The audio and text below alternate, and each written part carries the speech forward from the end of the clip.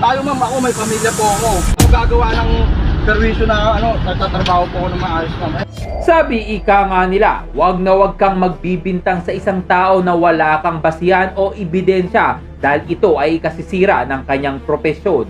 Kaya naman panoorin mo ang nag-viral na video na ito kung papaano pinagbintangan ng isang babaeng pasahero ang isang angkas driver. Ang wallet. Check nyo po muna lahat yung gamit. Di ba po umaalis dito ma'am? Di ba po Kuya, umaalis? kahit i-check ko yan, may possibility na itapon mo yung Wala, wallet. hindi talaga po. Wala pa naman po ako pinupuntaan iba. Hindi ko kunin mo yung kunin mo yung plate number. Hindi sir, ano muna sir? Yung pangalan nyo muna din sir. Para ano? Ah, Parehas lang po tayo. Kasi tayo ma'am, ako may pamilya po ako. Dalawa po anak ko ma'am. Puro bata pa ma'am. Wala, hindi ako gagawa ng perwisyo na nagtatrabaho po ako ng maayos ma'am. Ayan po lahat ng gamit ko ma'am. Ayan po kuya, lahat ng kahit gamit. i-check namin Ayan, yan, wala po, alam ko. ma'am. Alam Ito ko lang na po yung pera ko ma'am oh. Ayan pa lang po yung kinikita ko ma'am. Makikita nyo po yung sacks ko ma'am. Paano nyo sasabihin na oh, wala na po akong ibang pera ma'am. I-search mo, tapos Papakita ko pa sa inyo yan lahat. Ayun o, pakita ko po lahat yan. i-check mo yung ORCR. Kuya, oh, ayan oh. Putang ina, pagtingin ko nakabukas oh. Ma'am, saan nyo kinuha yung gamit nyo? Sakit sa harap mo. Oo. Naandito po yung helmet ko, di ba? Nakaganyan. Wala na lang ako magtataka, wala na yung wallet ko. Nakaganyan po. Paano nyo makikita ma'am na ano? Makikita nyo naman ma'am pag kinuha ko yan ma'am di ba? Hindi, kuya, Bibo, kunin mo yung plate number. Wala po problema ma'am. Dapat i-check nyo rin muna ma'am para hindi po tayo nagkaagulo ma'am. Check nyo muna, minumura nyo na ako agad eh. Naligato rin po ako ma'am. May dalawang anak po ako. Kaya yun po rin ang ID nyo ma'am para... Sige. Kasi mahirap po yun ma'am eh, di ba? Mahirap yun sir, nakakulong yun yung bibintang na sir. Ayan, kahit picture O paano ma'am kung nagkamali po tayo ng akala na... Hindi, sige, picture Nandun po mo. pala sa bahay ninyo yung... sa bahay nila. Sige, Kasi hindi sige. pa po umaalis dito sir eh. Picture mo, sige. Wala nang problema eh. Para po ang after lang po tayo.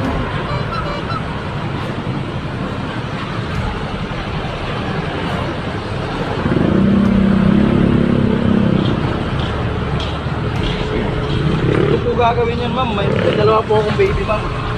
Hindi ko gagawin yung ganyan ma'am.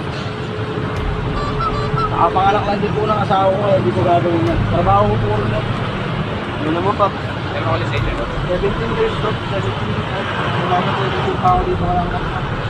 Hindi ako gagawa ng kakatira ako dito.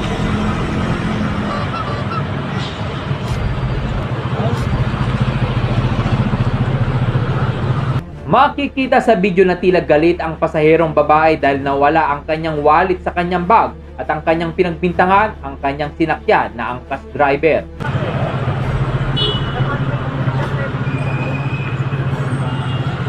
Hindi kuya, hindi ako Ako ma'am. Oo, sige, nagbibintang ako. Paano ka naman kasi? Sino hindi mawawala? Putak mo, pagdidig ko. Wala na yung wallet ko. Ma'am, ako lang po ba yung ano? Baka mamamaya na mistake na lang yan. Hindi, kuya. Huwag po kayo magbibintang ma'am. Pamilyado po ako ma'am. Doon ko kinuha yung bayad ko para sa'yo eh. Ma'am, inabot nyo lang po sa akin yung bayad nyo ma'am. Oo nga. Inabot nyo lang po, galing po sa jacket nyo ma'am yun. Ayan po yung binigay nyo sa akin, galing po sa jacket ko. Nakatupi po yun, 120 po yun, di ba? Sabi nyo, huwag mo nang suklihan sir, sabi nyo pa nga sa akin ma'am. Ito po yung binigay mo sa akin, no? Ilagay mo Oo, sa alam jacket. ko, alam ko. Ma'am, baka nasa jacket nyo lang po yung wallet Wala nyo, ma'am. kuya. Na-picture mo na. Hindi po galing sa wallet ko yung bayad nyo ma'am. Kaya ang bilis po namin ang babalo. Picture mo yung lisensya niya.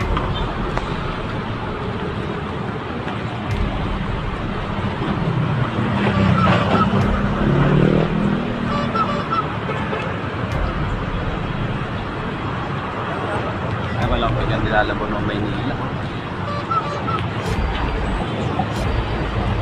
Parang sinikita ko ma'am, kaya wala po akong itatago kayo.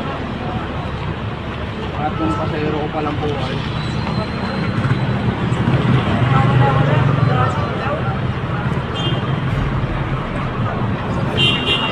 Kuya, patingin ako ng mga ano mo Hindi dito. po. Ayun nga po kanina ko pa po sinasabi sa inyo eh. I-check nyo po lahat eh. Dito na ako dito. Hindi po gagawa naman. Ibig naman sabihin kung talagang kinuha ng isang tao, hindi mo na makikita yan. Saka hindi pa po ako maalis yan. Saka dito pa lang ako sa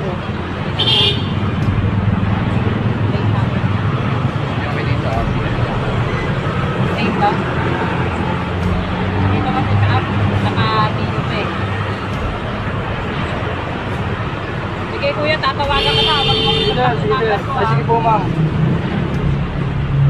Ma'am, pero pag ano, ma'am, pwede naman po kung naiwan nyo lang sa bahay, sabi nyo naman po sa akin. Oo, sige, sasabihan kita.